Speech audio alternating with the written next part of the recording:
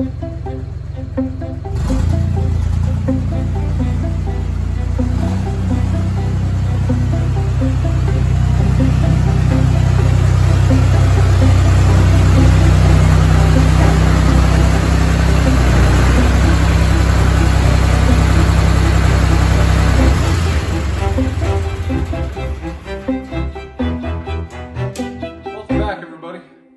this is Bees with Bees Projects, and I'm here today with my Zetor 5211.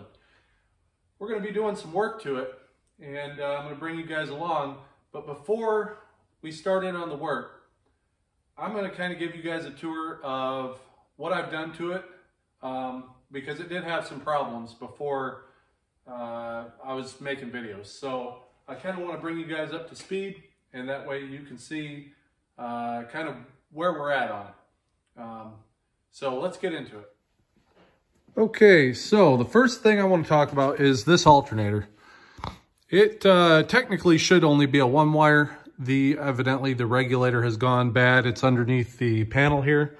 So what I have done is I've rewired it so that it will work off of its regulator internally. So that's all been done. And what I've done is I ran a wire from this LED. Here's your on-off switch. So you turn that on and that light comes on. Once you start it and the alternator starts charging, that light will go off. And it usually takes a certain RPM. The other wire is your sensor wire, and that ties directly to your starter. That just tells the regulator inside that the battery's low and needs charged, or that it's full and doesn't. These panels, this one here, the front grille, and this side grille were all missing. So I went ahead and bought all three and replaced them. For some reason, this left side was $120, and it's the identical, only inverted grill like this one. So I don't understand that. There's definitely a shortage of those in the market or something. Let me pop the hood here, and we're just going to let it hang. So originally the headlights, well, one of them worked, the other one didn't.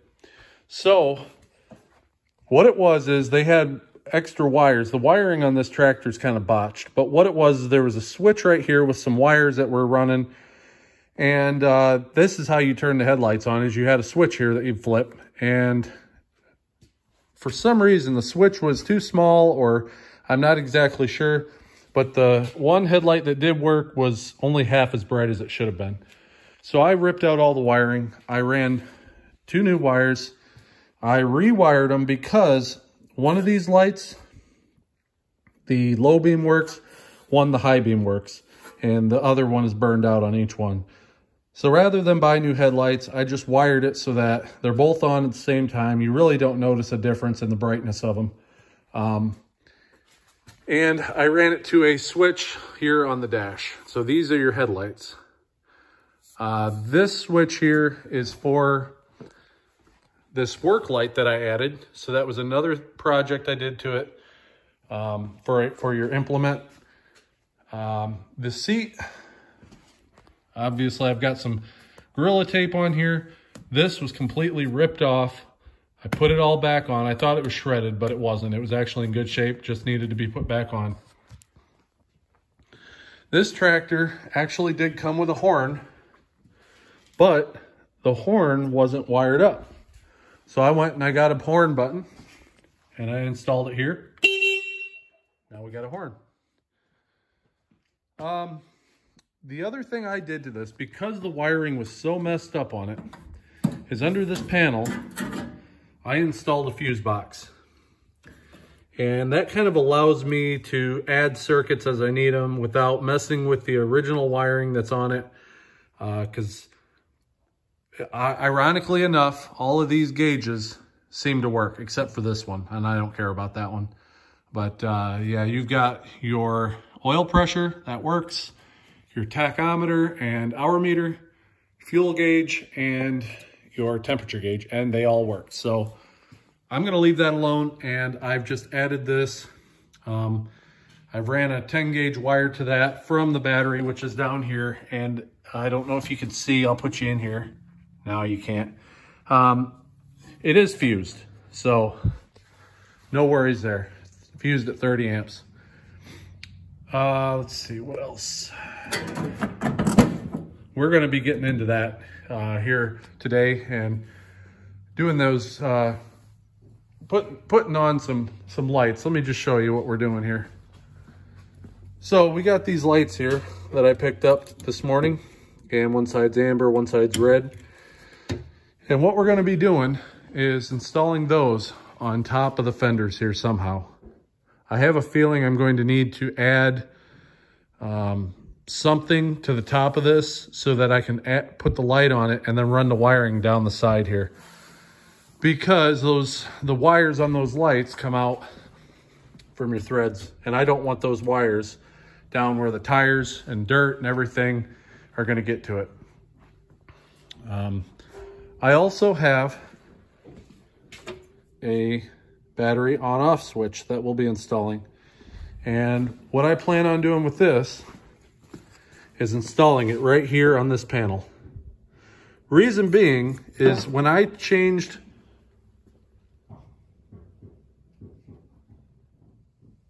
Sorry about that, guys. I got interrupted. We had a package delivered.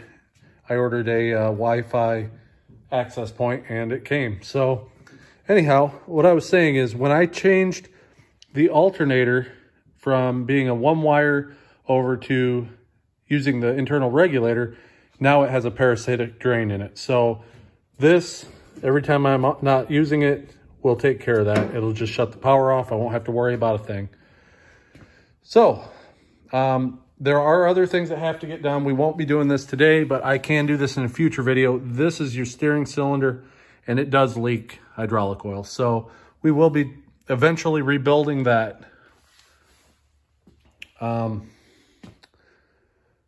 else have we done to this? There was a couple things in the back here that I thought were kind of odd. This tractor, first of all, this tractor has a Category 2 hitch. 3-point hitch on it. And if you look at this top link here, this side here is Category 2. You can tell by the pin size that's in it. This side is a Category 1. It's a much smaller pin. Somebody has taken two and welded them together. I don't know why you would do that, but it works, I guess. So in essence, they are just converting it over to using a Category 1 implement. This is a 72-inch rear discharge 3-point mower that came with it. These generally go for about $2,700 new, and I had debated on keeping it, but after I got using it and it was fall time, this thing mulches leaves into dust. So that alone is worth keeping this attachment. Because I really don't need it, being I've got a John Deere over there that's a 72-inch zero turn and can mow grass faster than anything I've ever seen. But the other thing with this 3-point hitch that I found was on your bottom links here, they had this Category 1 pin in this Category 2 bushing. And they actually make, I don't know if you can see it, there's like a filler bushing there that I bought and put in, so it's not jumping around, flopping in the breeze there and wearing that bushing out, you know, or oblonging it. So I went ahead and bought those bushings too, just to make it right. One of the other things back here that it had was this hydraulic line, for some reason, was leaking. And this little rubber bushing here was off, and it was just back here floating around. So I ended up disconnecting that, taking it off, putting the bushing back in, retightening everything down, and I'm pretty sure I've taken care of that leak. So that's in good shape now. So anyways, I hate to keep mumbling, so let's get these lights and that battery switch put in. Well, I'm out here at the junk pile. I need something to put on the fenders so I can run the wires through it and kind of a standoff. And I found these 2 pieces of unistrut. They're identical. So I'm thinking I can use that, and we can just go ahead and paint them black to match. What do you guys think? I think it'll work fine. So let's head back and see how we're gonna put it on. All right, I'm back in the garage. So I got my old Western shows on, and I'm thinking here, this is pretty long. I'm really thinking that we can just cut this thing in half. One for this side, one for that side. And I'll go ahead and bolt it right through. I'll drill and bolt it through this fender. And we'll just go ahead and mount the light to the top here somehow. Quite haven't figured that out yet. But we'll see how it goes. All right, let's go ahead and cut this thing in half first.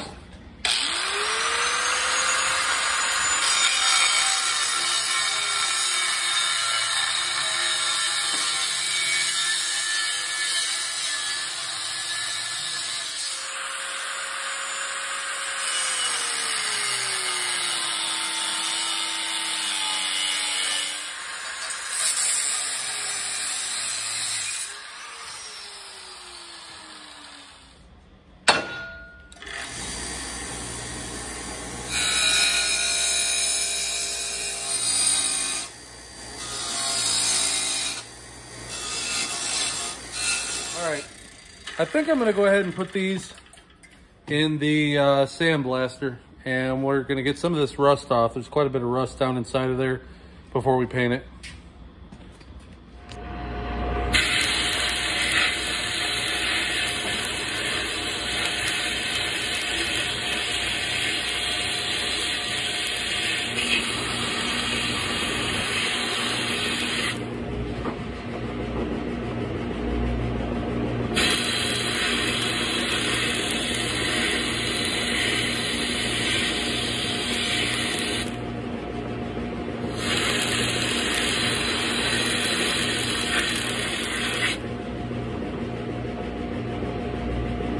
All right, I think we can live with that.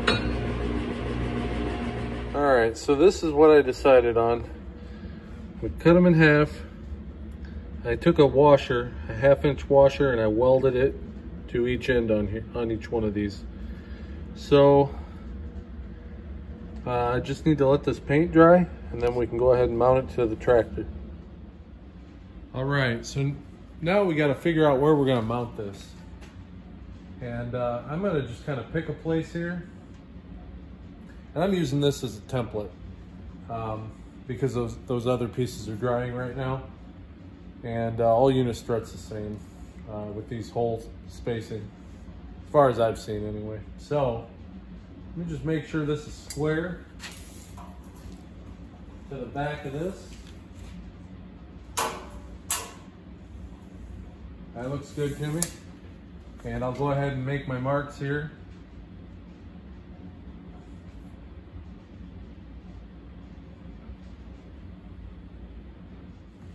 So I'm using 1/2-inch bolts. So that's the size we need to go to.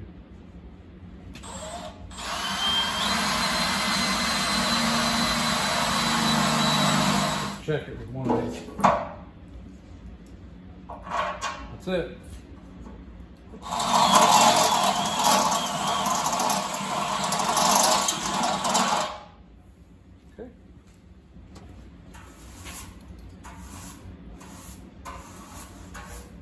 Go. All right, I got them mounted on there. They're bolted down. And now it's time to start installing the light.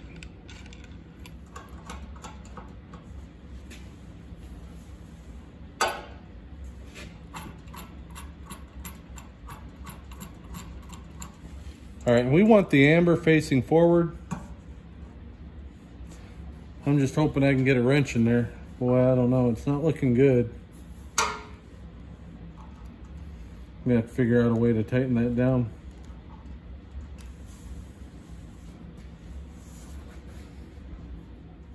So I think I'm gonna do this. Yeah, it's that way. If it'll work. Oops.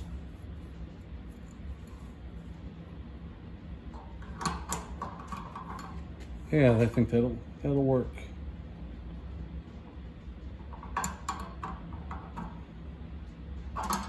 And then we'll just push the wires back through the other way once I'm done.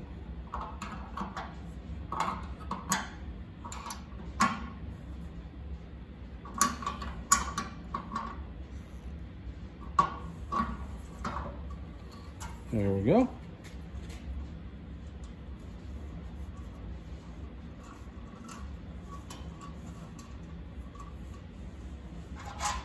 And we'll do the other side. All right, so I got the lights put on. I got all the wire ran. I ran it down up underneath here. It comes over and up into that light, then back out, zip tied underneath the tractor, and it comes out right here in this wire loom, and there's the negative. The reason I am leaving the ground here is because I'm installing this battery switch, and your ground is right here. So what I'm gonna do is take this cable off, put it on one of these terminals, and then I've got a cable here. I know it's red, I'm going to make it black. And I'm gonna come off of the other terminal and then go right back to this one here. If you look carefully, it does have a ground strap here. So that's the way I'm going to do it. I did tie into my new fuse box this wire here, and this is the wire going out. I'm going to, when I get the flasher, I'm gonna tie into this and tie that flasher directly into that wire. All right, I got this hooked up. Got the battery cable coming to here. I said I'd make that cable black, I did. Heat shrink is on it, and it loops around and goes down to that ground strap. This is my ground that goes to those lights. So we're gonna put this back on, and I'm going to turn this on for you so you can see it working. All right, let's turn this on. See what these look like.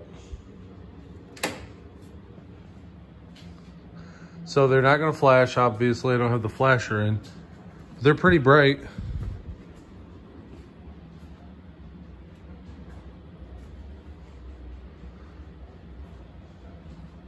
This camera really doesn't do them much justice. Let me try to turn the lights off. There you go.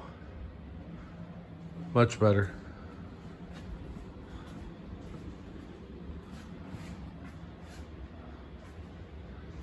So I'll get the flasher probably on Sunday and get that installed. All right, the only thing I have left to do is cover these wires that I've ran in some wire loom, but I'm not gonna video that. We'll call this a Zetor 5211 Part 1. Part 2, we're gonna get into more of the mechanical stuff. I'm gonna be rebuilding that steer cylinder, and I'm sure there's gonna be a couple other things we'll tackle. So thank you for watching, and hope you guys have a good one.